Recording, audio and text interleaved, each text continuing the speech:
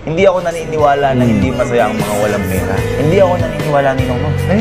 Agree ako dyan. Pero sige, so, yung sinasabi ni Sir Gabriel dito na hindi siya naniniwala na hindi masaya ang walang pera or masaya kahit wala ng pera. Ito natin na sinabi niya yun na siya mismo nagsabi. Hindi ako naniniwala na hindi masaya ang mga walang pera. Hindi ako naniniwala ni Nonong. Agree ako dyan. Pero sige, Ito yung parang topic nila yun to sa podcast ni Ninong Rai. Tapos, sumabog siya kasi nga dahil sa sinabi ni Sir Gavin about sa hindi mo naman kailangan maging masaya kahit wala kang pera. Anong masasabi doon? Anong perspective mo doon? Hindi masaya ang walang pera or masaya ka kahit wala kang pera. Madaling sabihin yon. Madaling sabihin na masaya ka kahit wala kang pera, knowing them that they have money.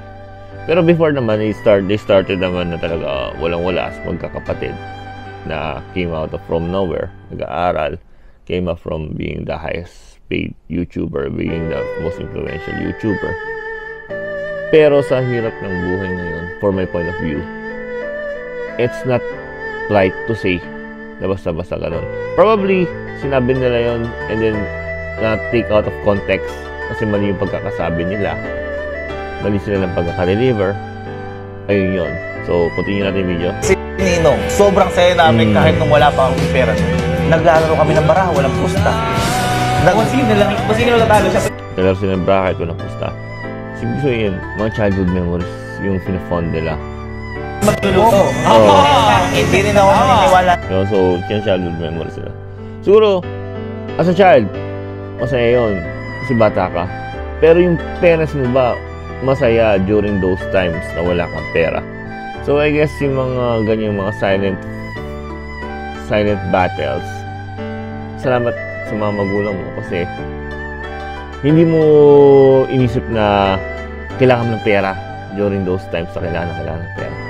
Kasi nga may supportive parents ka that guide you. Alam mo yun, masaya kayo kasi pamilya kayo. Paano naman yung mga pamilya nag-struggle, di ba? Walang makain. Walang matulugan. Walang ano. Na malungkot ang mga walang pagkain. Kami ng Ninong, ang pagkain namin, asin, kanin, mantika ng baboy, tsaka toyo. Pero sabi mo ba yun? Pagkain mo is paminta, asin, mantika ng baboy. Those kind of, is hindi healthy yun. Sabihin natin. Pero batas na syempre.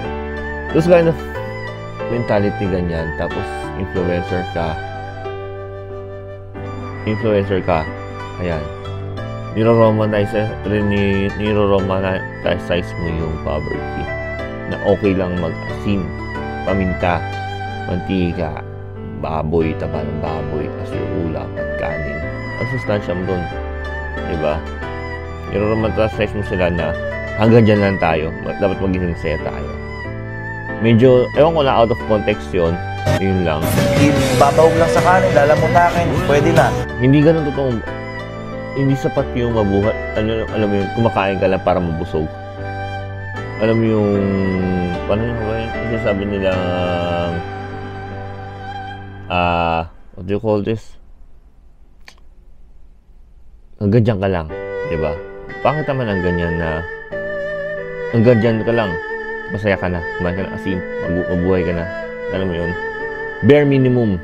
You're living the life of bare minimum. Below bare minimum pa nga yung ganyan. So, parang ganyan yung sinaromantasize mo yung, influencer ka. Your words can influence people. Diba? Dapat di mo sinasabing ganyan. Sobrang saya naman, Ninong. Meron kami 3 pasit kanton. Titipirin namin yun. Kung sino manalo sa sugal, sino magluluto. Napakasimple. Mali siya ng context eh. Pero gigas ko yung point niya. Sasabi niya just like be, ano yun? Sabi niya na, what you call this? Be happy on what you have. Siguro yung gusto niyo i-point out. Be contented. Yung contento kasi sa mga bagay na meron ka. Pero ayun nga, na-take out of context at nababash sila during this time. Kasi wala mga kabash-bash nila. Minsan may troublesome sila kagaya sa last time na bini nila. Pero rather that, wala naman masyado na. ninong ng buhay, nasa iyo na lang kung paano mo pasasayin yung sarili mo. Kaya hindi ako ninong Hindi mo pwede mong pasaya ang sarili mo kung ang mata mo tumitirik sa gutom. Ang sikmura mo kumukulo na. Alam mo yun? Siguro yung mga na-experience na is mga ano yun eh. Childhood experience. Ngayong adulthood, minimesmerize nila. Which is yung experience mo during those kind of childhood. Iba. Tapos akala mo, tinatranslate mo na siya ngayong adulthood mo na. Kumbaga, minimesmerize mo na. Kumbaga ako dati. Ang saya-saya namin dati ganyan-ganyan. Pero during my childhood pala, struggle pala ako nun. Hindi ko lang alam kasi minimesmerize ko yung mga ganun. Kumbaga, ini-infatuate ko. naniniwala na sa lahat ng pagiging masaya, may kapalit na pera. Nako. Coming from them, na lahat ng vlog nila is money flexing vlog. So alam mo yun, parang shadow contradicting yung sinasabi nila.